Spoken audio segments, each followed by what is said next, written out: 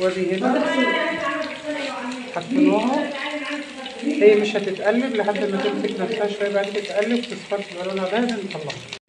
دي بسارية السمك اللي بتتباع الكيلو ب15 او 20 جنيه. في ناس بتحبها جدا جدا جدا وبتعملها. بيمسكوها من هنا وتمسك الراس بتاعتها، تقطع الراس بتطلع في المصارين بتاعتها زي ما احنا شايفين كده اهو. اهي مفيش مصارين، الراس بتطلع مع المصارين.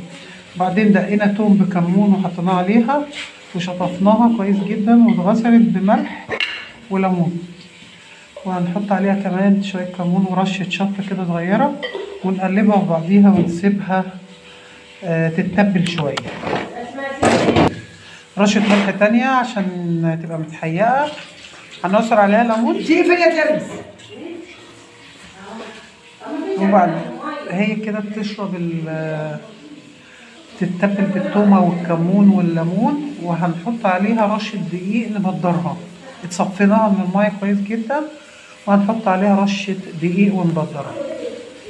ادي الدقيق حوالي معلقتين دقيق كبار، وانت كمان بايدك هتحسيها وهتعرفيها اذا كانت محتاجه تاني ولا لا. غالبا هيحطوا تاني شويه كمان، وتتقلب وتتساب شويه وبعد كده تتقلي. هنقلب اللي هو عايزه اقول لكم احنا في بيت اختي اللي هو الجديد، يعني مش مجهز لسه مفرشوش، ولكن بيروحوا وبيعملوا اكلات هناك وبيقضوا اليوم والدنيا ماشيه بيسو ما شاء الله. ربنا عند كل الحبايب يا رب. اللهم امين. بنقلبه عشان الدقيق الرشه الاخيره اللي احنا حطيناها، وهنبدا نحط الزيت ونسخن ونقلب.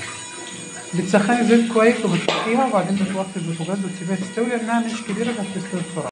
جهزنا الصينيه اللي هنطلع عليها على اساس ان احنا ما تشربش الزيت.